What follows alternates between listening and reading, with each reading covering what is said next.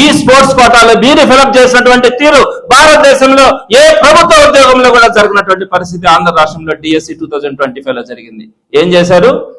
DSC రాయబల్లా, TET రాయబల్లా.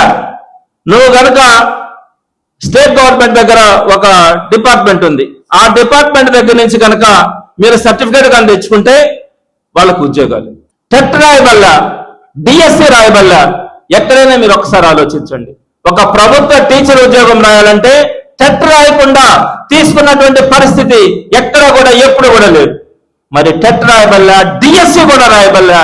15 లక్షల లంచం ఇస్తే చాలు మీకు ఉద్యోగాలు ఇస్తాం.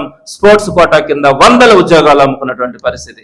మరి ఇలాంటి పరిస్థితుల్లో మీరు ఆ విధంగా ఆ స్పోర్ట్స్ కోటా కింద 15 లక్షల రూపాయల లెక్కన మీరు అమ్ముకున్నటువంటి తీరు, ఏదైతే గవర్నమెంట్ దగ్గర నుంచి సంబంధించినటువంటి ఆఫీసెస్ దగ్గర నుంచి ఫోన్ కాల్స్ కొంతమందికి వెళ్ళి 15 లక్షల రూపాయలు మీరు తీసుకొని వస్తే ఉద్యోగం ఇస్తారని చెప్తే ఆ ఆడియోలు ఈ రోజు బయటకు వచ్చినటువంటి పరిస్థితుల్లో మీరు కనీసం ఈ రోజైనా దాని మీద ఎంక్వైరీ చేయాలా?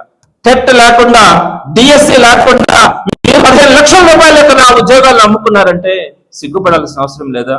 టెట్ లేకుండా ఎలా తీసుకుంటాం? సుప్రీంకోర్టు నిబంధనల ప్రకారం, విద్యా హక్కు చట్టం ప్రకారం ఖచ్చితంగా టెట్ పరీక్ష రాసినటువంటి వాళ్ళకు మాత్రమే ప్రభుత్వ టీచర్ ఉద్యోగాలు ఇవ్వాల్సినటువంటి పరిస్థితుల్లో, టీచర్ గా చెప్పడానికి అతను అర్హత ఉండే పరిస్థితుల్లో మీరు అవేమీ లేకుండా కేవలం డబ్బులు పెట్టుకుని వచ్చిన వాళ్ళకి మీరు ఇచ్చినటువంటి పరిస్థితుల్లో ఏదో ఒక సర్టిఫికేట్ చూసుకొని వారందరినీ చదువుల మీదకి టీచర్ ఉద్యోగాలు ఇస్తే రేపు పొద్దున ఇదే విధంగా మీరు డాక్టర్ ఉద్యోగాలు కూడా ఇస్తారా? ఎలాంటి ఎలిజిబిలిటీ లేకుండా ఇస్తారా? ఒక్కసారి ఆలోచించండి.